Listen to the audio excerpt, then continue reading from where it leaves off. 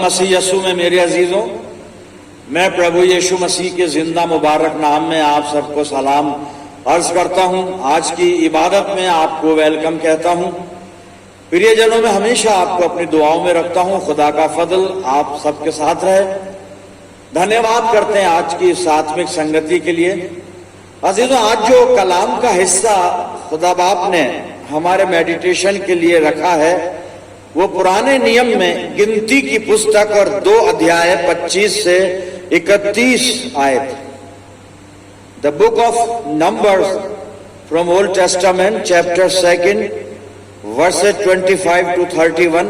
गिनती 2 25 से 31 आपके सामने मैं पढ़ रहा हूं, आप अपनी बाइबल में देखिए।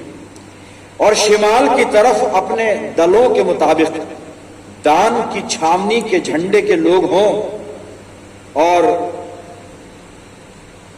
अमी शद्दी का बेटा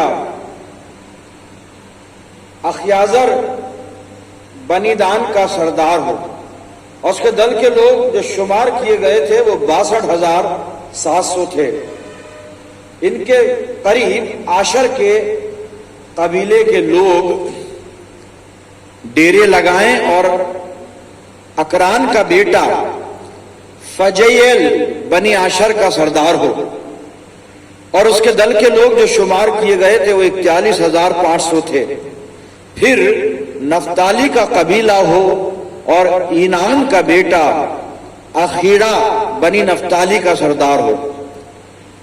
और उसके दल के लोग जो शुमार किए गए वो 53,400 थे। सो जितने दान की छावनी में गिने गए वो 1,57,600 थे। ये लोग अपने अपने झंडे के पास पास होकर सबसे पीछे कूच किया करें। खुदावंद की बड़ी बरकत उसके पाक कलाम के पढ़े जाने और सुने जाने पर हो, आमीन। आइए प्रार्थना करें, अपने आप को तैयार करें वचन को सुनने के लिए। दुआ मांगे। खुदावंद मसीह यीशु में हमारे प्यारे आसमानी बाप, बड़े अदब के साथ हलीमी और फिरोतनी के रूह में होकर हम सब तेरे बच्चे तेरे पाक कदमों पर सरनिगू हैं, इस ईमान के साथ कि हमारा जिंदा और सच्चा खुदा हमारे बीच में मौजूद है।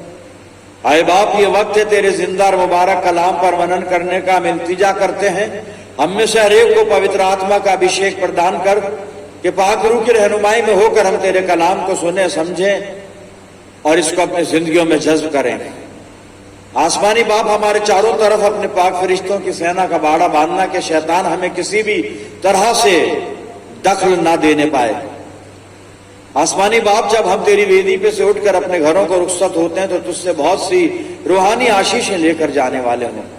परमपिता परमेश्वर, होने दे वचन रूपी बीज हमारे दिल की जमीन में जड़ पकड़े और हमारी जिंदगियों में बहुत सा फल लाए। कलाम के द्वारा हमसे बात कर और अपनी पाक मर्जी को हम पे जाहिर कर। अपनी जिंदगियों को तेरे अधिकार में देते हैं और ये दुआ तेरे प्यारे इकलौते बेटे अपने निजात देने वाले खुदावंद यीशु मसीह के जिंदा और मुबारक नाम के वसीले से मांगते हैं। सुन और कबूल कर ले, आमीन। अजीजों, एक बार फिर परमेश्वर का धन्यवाद करते हैं इस अच्छे समय, अच्छी फेलोशिप के लिए। आज जो मेडिटेशन के लिए कलाम का हिस्सा गिनती की पुस्तक 2 अध्याय और 25 से 31 पद मैंने आपके सामने पढ़ा था। 31वीं आयत का आखिरी हिस्सा आप अपनी बाइबल में देखें। आखिरी हिस्सा मैं पढ़ूंगा, लेकिन पहले मैं पूरी आयत पढ़ देता हूं ताकि आप लोगों को आसानी हो समझने में। और आप अपनी बाइबल में देखें गिनती 2 31 आयत 31 पद, यहां पर लिखा है, सो जितने दान की छावनी में गिने गए वो 1,57,600 थे। अब ये आयत का पहला हिस्सा यहाँ पे पूरा होता है। अब दूसरे हिस्से पर हम आते हैं और इसी हिस्से पर बात करेंगे। दूसरा हिस्सा अब मैं पढ़ने जा रहा हूं। दान के लोगों के लिए लिखा है, दान के कबीले के लिए लिखा है। और ये लिखा है दूसरे हिस्से में, ये लोग अपने अपने झंडे के पास पास होकर सबसे पीछे कूच किया करें। ये लोग दान के कबीले के लोगों के लिए है। ये लोग अपने अपने झंडे के पास पास होकर सबसे पीछे कूच किया करें। आयत के इसी आखिरी हिस्से पर हम मेडिटेशन करेंगे प्रियजनों।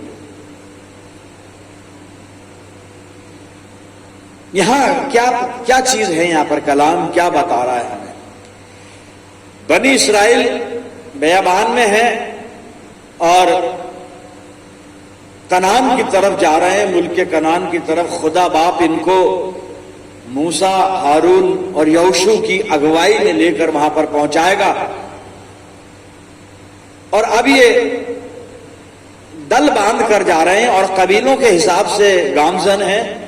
याकूब के 12 बेटे थे, यहां पे 12 कबीलों को रखा गया है कि किस तरह से इनको चलना है और किस तरह से कनान की तरफ इनको कूच करना है।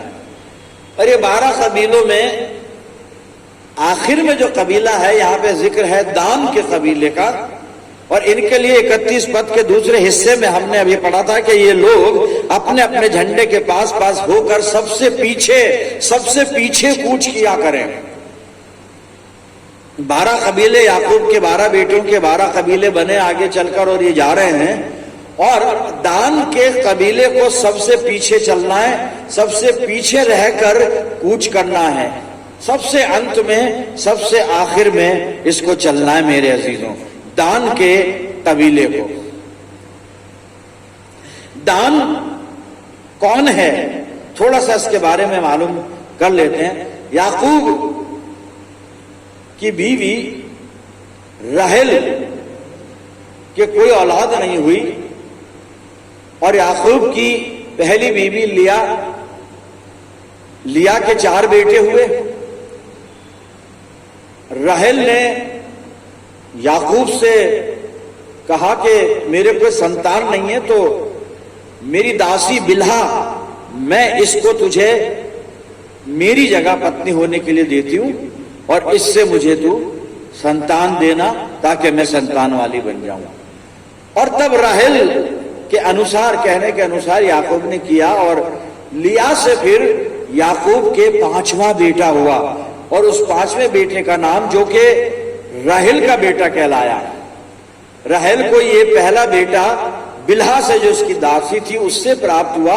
याकूब के ये 5वां बेटा था, याकूब के 5वां बेटा हुआ, जो बाइबल बता रही है। और इसका नाम दान रखा गया। प्रियजनों, दान की कुछ अहमियत बाइबल में बताई गई है और अहमियत यह है, थोड़ा सा गहराई में जाना पड़ेगा। याकूब अपनी दोनों पत्नियों में, लिया और राहेल में, राहेल को ज्यादा अजीज रखता है, क्योंकि उसने राहेल के लिए ही अपने ससुर की सेवा की थी।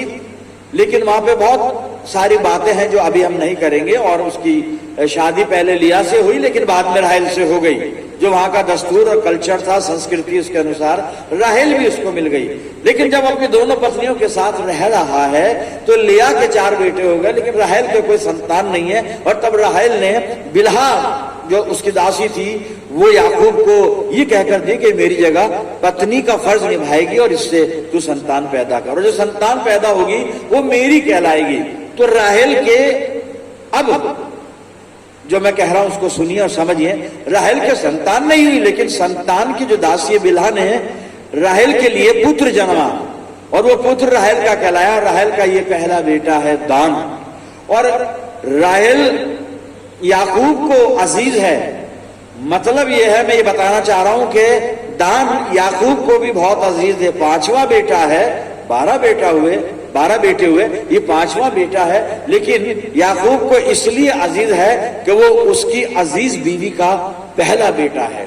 मैं फिर दोहरा रहा हूं कि राहेल के बेटा नहीं हुआ, लेकिन बिल्हा को बेटा जो हुआ वो राहेल का कहलाया, वो राहेल का हुआ। तो हम इसलिए राहेल का बेटा दान को कह रहे हैं। ये पहली बात। अजीजों, दूसरी बात, दान इसका नाम रखा गया, और दान का मतलब होता है जज, द जज, न्याय करने वाला, न्यायी। दान का मतलब होता है आज्ञाकारी, ओबेडिएंट। और दान का मतलब होता है समर्पित, समर्पित। और ये इतना मुबारक शख्स है दान कि अपने बाप का भी अजीज है, अपनी मां का भी अजीज है राहेल का, क्योंकि राहेल का जो उसकी नाम धराई थी बांझ होने की, वो इस बेटे ने दूर कर दी और राहेल अब उस बेटे की माँ उनके कल्चर के मुताबिक बन गई। हालांकि ये उसकी कोख से नहीं जन्मा, लेकिन फिर भी राहेल उसकी माँ है और ये याकूब का अजीज बेटा है, 5वां बेटा है। इसका नाम उन्होंने बड़ा सोच समझ के रखा है, परमेश्वर के भय में रहते हुए दुआ करके उसका नाम दान रखा, जिसका अभी मैंने मतलब बताया, न्यायी, आज्ञाकारी, समर्पित। मेरे अजीजों, इतना महत्वपूर्ण व्यक्ति है और उसके लिए यहां पर व्यवस्था बाइबल में बताई गई है कि वो याकूब के 12 बेटे में 5वें नंबर का बेटा था ना ये, तो आप इसको 5वें नंबर पे रखते हैं। आपने इसको सबसे पीछे 12वें पर क्यों रखा? 12वां तो बिन्यामीन है, उसको रखते बेंजामिन को। लेकिन यहां पर व्यवस्था कह रही है, हमें बाइबल कह रही है, पवित्र आत्मा और परमेश्वर की जो इच्छा है कि दान सबसे पीछे चलेगा, सबसे पीछे कूच करेगा। बाज़ाहिर है वो, बाज़ाहिर नहीं, सचमुच में 5वां बेटा है और उसकी इंपॉर्टेंस मैंने बताया, उसका महत्व है दान का। लेकिन सब कुछ होते हुए भी इसको जो जिम्मेदारी दी गई है कि आप 12 कबीलों में इस जो ये कबीले चलेंगे याकूब के, और ये दल चलेगा, इसराइलियों का जो झुंड चलेगा, आप सबसे पीछे चलेंगे। और दान फिर खुशी से अपने अपने जो खानदान के झंडे हैं उनको लेकर दान चल रहा है, दान का कबीला चल रहा है। मेरे अजीजों, यहां पर दान में कोई बहस नहीं की, कोई ऐतराज जाहिर नहीं किया, कोई प्रोटेस्ट नहीं दिखाया इसने कि मैं 5वां बेटा हूं याकूब का, राहेल का पहला बेटा हूं मैं, जो उसकी दासी से हुआ हूं, लेकिन हूं मैं राहेल का बेटा कहलाता हूं मैं पीछे क्यों चलूंगा सबसे? मुझे क्या समझ रखा है? मेरे अजीजों, अगर मैं और आप इसकी जगह होते तो हमारा रिएक्शन क्या होता? हमारा रिएक्शन क्या होता? क्या हम मंजूर कर लेते सबसे पीछे चलना? मैं बताऊंगा मैं कहना क्या चाह रहा हूं, अभी शायद आपको समझ में मुश्किल से और देर से आएगा, आ जाएगा। लेकिन दान को सबसे पीछे चलना है।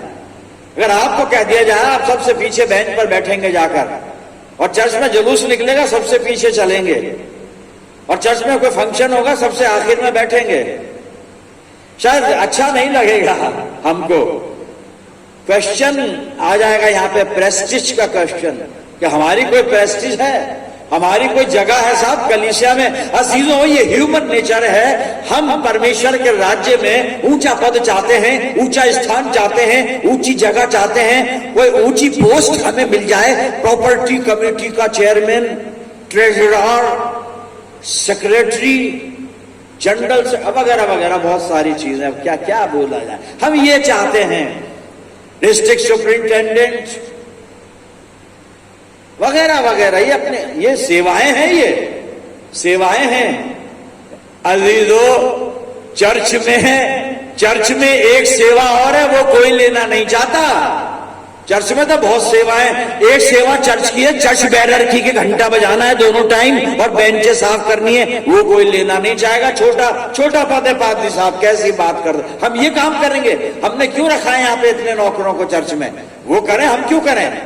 मेरे अजीजों, यहां पर परमेश्वर के राज्य को फैलाया जा रहा है। इस्राएली लोग परमेश्वर की योजना के अंतर्गत कनान में जा रहे हैं, प्रतिज्ञात्मक मुल्क में इनको खुदा लेकर जा रहा है। और खुदा की मर्जी यह है कि दान बावजूद इसके कि वो याकूब का 5वां बेटा है, दान बावजूद इसके कि वो याकूब को अजीज है, राहेल का पहला बेटा है, राहेल को अजीज है, राहेल याकूब को अजीज है, उसका नाम भी बहुत अच्छा है, न्यायी नाम है, आज्ञाकारी। दान का मतलब न्यायी, आज्ञाकारी, समर्पित, सब कुछ है। लेकिन वो पीछे चल रहा है, पीछे चल रहा है, सबसे पीछे कूच कर रहा है। उसको कोई एतराज नहीं है, उसको कोई वो बुरा नहीं मान रहा। मेरे हम अगर होते तो शायद बुरा मान जाते, नाराज हो जाते।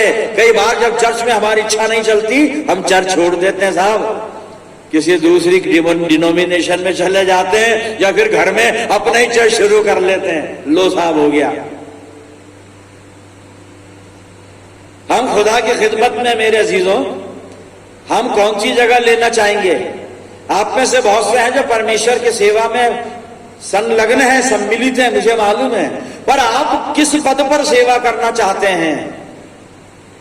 सिर्फ हम अक्सर ये चाहते हैं कि हम सबके सामने खड़े हो, माइक पर, डाइस पर, पुलपिट पर लोग हमें देखें, हमारा नाम बढ़े, हमारा आदर बढ़े, अरे साहब ये बोलने वाले हैं, ये वाइज हैं, ये स्पीकर हैं, ये प्रीचर हैं, फलाने फलाने जो भी है जैसे। लेकिन यहां पर दान से हम सीखें कि दान दीन बनकर, हम्बल नम्र बनकर सबसे पीछे चलने को राजी है। खुदा की योजना को पूरा करने में वो पूरा हाथ बटा रहा है। अब पीछे चलने में क्या होता है साहब, करना क्या पीछे चलने वाले को?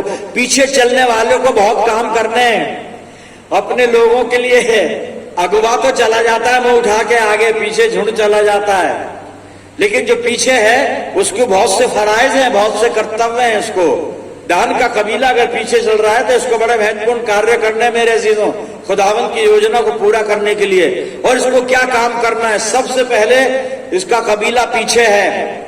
वहां पे दुश्मन भी तो थे, जंगल में शत्रु थे, बहुत सी कौमें थी जो शत्रुता रखती थी इसराइलियों से, इन पे हमले करते थे। और दुश्मन सामने से ही हमला नहीं करता, कई बार पीछे से भी हमला करता है। तो ये कबीला पीछे रहकर सबसे पहले काम करेगा, दुश्मनों से रक्षा करेगा अपने लोगों की। पहला काम। प्रियजनों, शैतान कलीसिया पर पीछे से हमला कर सकता है। पीछे रहकर कलीसिया की सेवा कीजिए, पीछे रहकर कलीसिया के लिए दुआ कीजिए, पीछे रहकर कलीसिया को आगे बढ़ाइए, परमेश्वर की राह पर लोगों को लेकर जाइए। हम अक्सर ऊंचा पद चाहते हैं, ऊंचा नाम चाहते हैं, डेजिग्नेशन चाहते हैं, सबसे सामने और आगे बैठना चाहते हैं।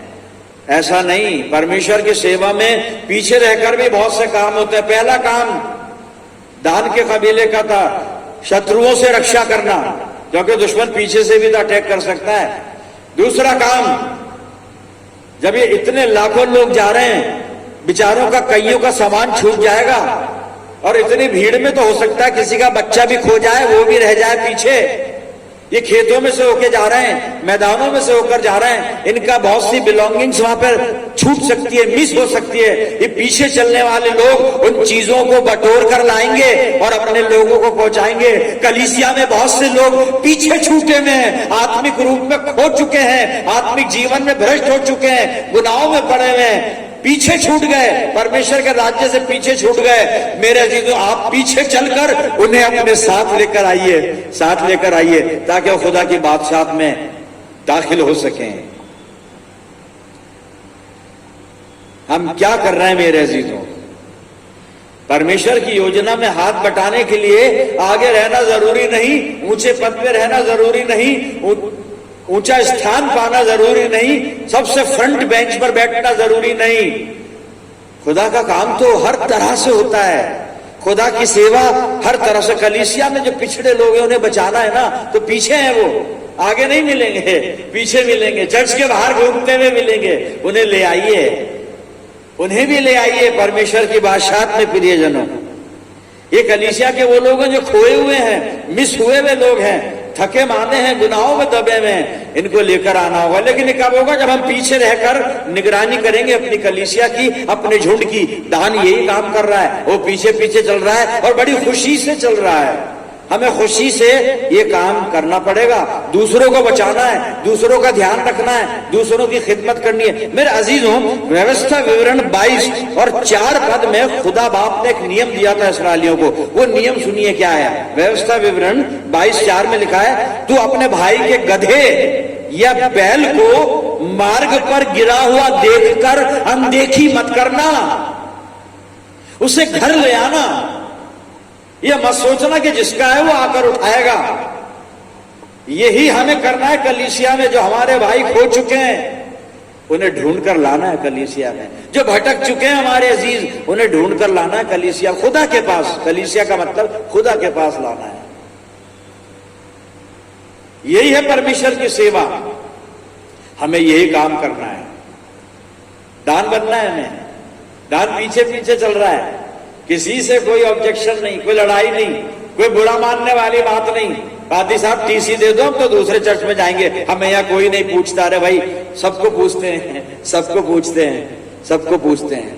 परमेश्वर का काम कीजिए ना, आगे पीछे दाएं बाएं सब जगह खुदा की बादशाहत है, सब जगह। मसीह यसू फसह के पर्व वाले दिन पैर धो रहा है चेलों के, चेनों के पैर धो रहा है, कभी पैर भी धोकर दिखाइए।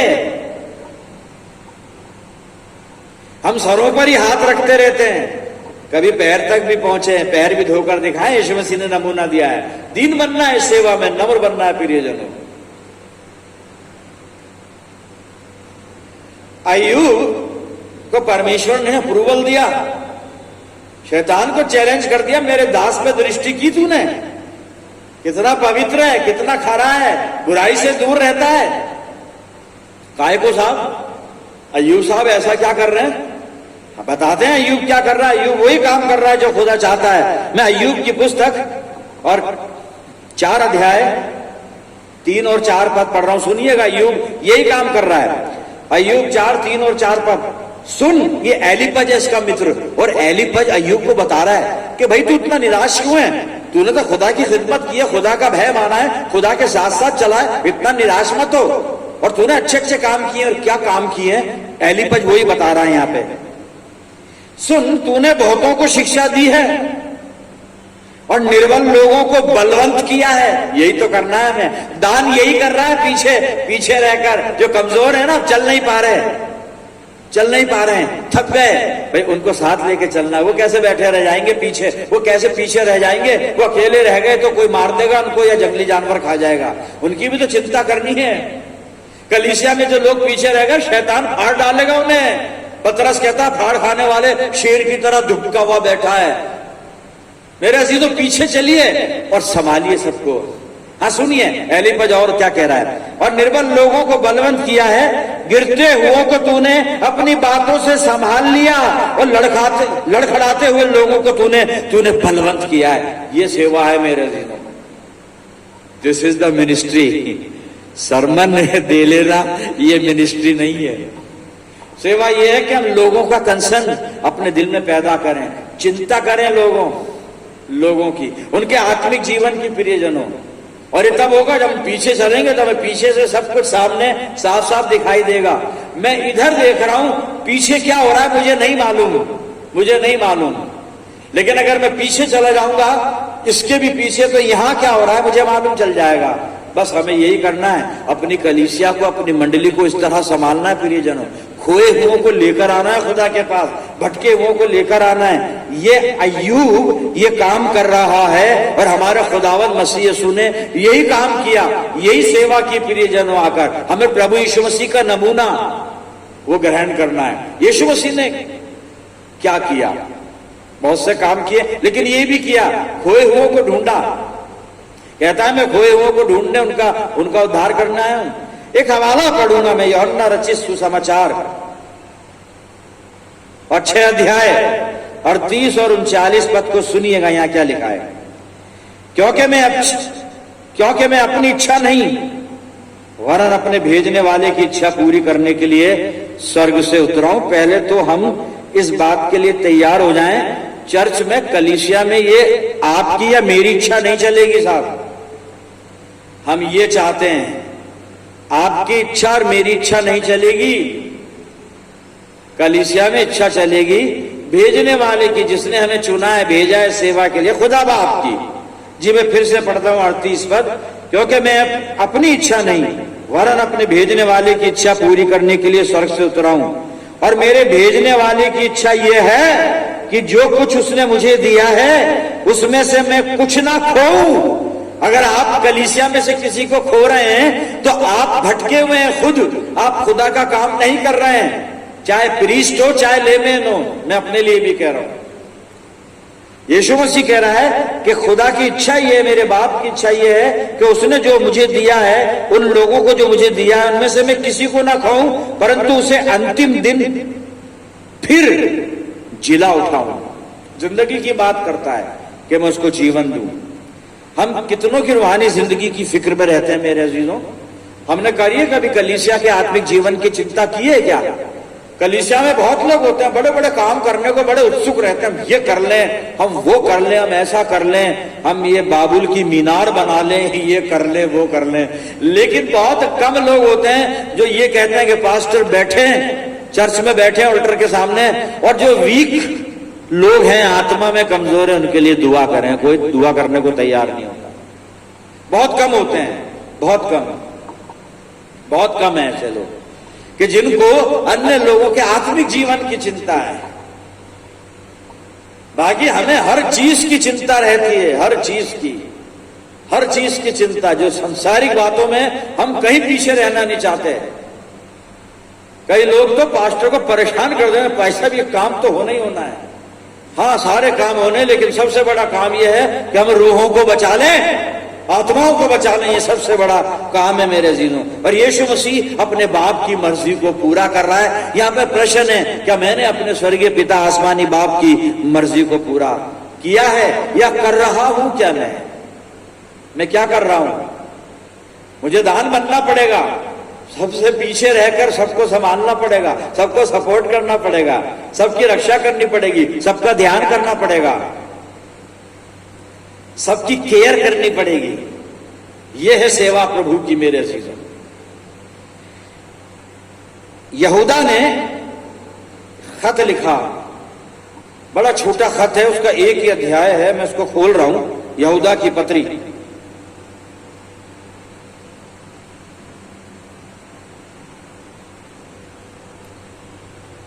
और यहूदा की पत्री, इसमें पहला अध्याय और एक ही अध्याय है। और उस अध्याय का 22 और 23 पद सुनिएगा, यहूदा क्या लिख रहा है। यहूदा पहला अध्याय, क्योंकि यहां पे पहला लिखा है इसलिए मैं पहला बोल रहा हूं, जरूरत नहीं, एक ही अध्याय है। और 22 और 23 पद सुनिए। उन पर जो शंका में है दया करो। बहुत से लोग आज शंका में हैं, इन पर दया करनी पड़ेगी। ये खराब लोग नहीं है, ये शक में है, ये भटके हुए हैं, ज्ञान का अभाव है। बुरा मत कहना, खराब मत कहना, भटके में, इन पर दया करनी है। दया करेंगे तभी तो इनके लिए सोचेंगे। 23 पद, और बहुतों को आग में से झपट कर निकालो। ये जो भटके हुए लोग हैं ना, ये आग में हैं। कौन सी आग में? आग तैयार है इनके लिए ऊपर, तो इन्हें उस आग से बचाना यह मेरा काम है, आपका काम है। उन्हें आग में से झपट कर निकालो और बहुतों पर भय के साथ दया करो। पर लेकिन अब आगे सावधानी है साहब, यहां लिखा है उस वस्त्र से भी घृणा करो जो शरीर के द्वारा कलंकित हो गया हो। ये भी काम करना है, अपने आप को हमें सुरक्षित भी रखना। प्रियजनों, कहीं गलत की संगति में खुद मत भटक जाना, खुद बर्बाद मत हो जाना। ऐसा नहीं हो जाए कहीं, वरना बड़ी मुश्किल हो जाएगी। अपने आप को सुरक्षित रखना, बचाना है भटके हुए को। लेकिन ऐसा ना हो कि भटके हुए के साथ जाकर हम खुद भटक जाएं, ऐसा मत कर लेना। दुआ और प्रार्थना के साथ हम दान बन जाएं, सबसे पीछे रहकर सबकी देखभाल करें। अजीजों, आखिरी हवाला पढ़ रहा हूं मैं, और पौलुस लिख रहा है थिस्सलुनी के नगर की मंडली को। थिस्सलुनी क्योंकि कलीसिया को पौलुस यहां पे लिख रहा है। और क्या लिख रहा है? पहला थिस्सलुनीकियों और इसका 5 अध्याय, पहला थिस्सलुनीकियों 5 अध्याय, मैं पहले 10 और 11 पद पढ़ रहा हूं, सुनिएगा। हमारे लिए इस कारण मरा, वो हमारे लिए इस कारण मरा, यीशु मसीह, वो हमारे लिए इस कारण मरा कि हम चाहे जागते हो चाहे सोते हो, सब मिलकर उसी के साथ जिए। हमारी प्रॉब्लम है हम अपने साथ जीते हैं, अपने अजीजों के साथ जीते हैं, अपने परिवार के साथ जीते हैं, अपने माता पिता के साथ जीते हैं, अपने बच्चों के साथ जीते हैं, अपने पति के साथ जीते हैं या अपनी पत्नी के साथ जीते हैं। और ये पौलुस कह रहा है यीशु मसीह के साथ जिए, यीशु मसीह के साथ जिए। 10वां पद पूरा हो गया, 11वां सुनिए। इस कारण एक दूसरे को शांति दो और एक दूसरे की उन्नति का कारण बनो। बड़ा टफ टास्क दे दिया पौलुस ने। हर इंसान बाय नेचर सेल्फिश है और हम सब अपनी उन्नति चाहते हैं साहब, दूसरे की उन्नति कौन चाहेगा। लेकिन कलाम कह रहा है कि एक दूसरे की उन्नति का कारण बनो। और ये कब होगा? जब हम सबसे पीछे रह के सबको संभालेंगे, अपलिफ्ट करेंगे, सबके लिए प्रार्थना करेंगे, एक दूसरे की उन्नति का कारण बनो। और आगे पौलुस कह रहा है ऐसा तुम करते भी हो। जी हाँ, ऐसा बहुत से चर्च करते भी है, लेकिन मैं तो जनरल बात कर रहा हूं। एवरेज क्या है हमारे आत्मिक जीवन का, वो बात कर रहा हूं कि हम सबको ऐसा बनना पड़ेगा। प्रियजनों, कि हम सबकी उन्नति का कारण बने। और अब इसका 14 और 15 पद भी सुन लीजिए, यहां पे लिखा है, हे भाइयों, हम तुम्हें समझाते हैं कि जो ठीक चाल नहीं चलते उनको समझाओ। समझाना है, हम समझाते नहीं हैं, समझाते नहीं, वो बुरा मान जाएगा तो हमारे संबंध खराब हो जाएंगे पादरी साहब। वो हमसे हमें कि ये काम आपका है, नहीं मेरा है, मैं कर रहा हूं। आपको भी समझाना, शायद आपके समझाने से वो अच्छा समझ जाए। आगे लिखा है, कायरों को ढाढ़स दो, निर्बलों को संभालो, सबकी ओर सहनशीलता दिखाओ। सावधान, कोई किसी से बुराई के बदले बुराई ना करे, पर सदा भलाई करने पर तत्पर रहो। आपस में और सबसे भी भलाई ही की चेष्टा करो। जब ऐसा करेंगे मेरे अजीजों, कलीसिया तरक्की करेगी, खुदा की बादशाहत बढ़ेगी। ये वो काम है जो हमें कर लेने हैं इससे पहले कि खुदावंद मसीह यीशु का दूसरा आगमन हो जाए। ये कार्य हमें कर लेने हैं। दान से सीखें, सबसे पीछे चलना मंजूर है, लेकिन परमेश्वर की योजना को पूरा कर रहा है, खुदा के काम में हाथ बटा रहा है, भटके हुओं को संभाल रहा है, गिरे हुओं को उठा रहा है, खोए हुओं को ढूंढ रहा है और खुदा की बादशाहत में अपना योगदान दे रहा है। हम भी परमेश्वर की योजना में अपना पूरा पूरा योगदान दें। प्रियजनों, अपनी जिंदगियों को खुदा को समर्पित करें। आइए दुआ मांगे। खुदावंद प्यारे आसमानी बाप, धन्यवाद करते हैं इस कलाम के लिए जिसने आज हमें तेरी सेवा के लिए खुदावंद तैयार किया है, हमें आत्मिक बल से परिपूर्ण किया है, हमें सलाहें दिए, हमें कुछ निर्देश दिए। पिता परमेश्वर, होने दे प्यारे प्रभु, हम छोटे पद पर रह के तेरी बड़ी सेवा करना सीखे, अपनी जिंदगियों को तेरे अधिकार में देते हैं। पिता, तू हम सब से अपनी सेवा पूरी करवा।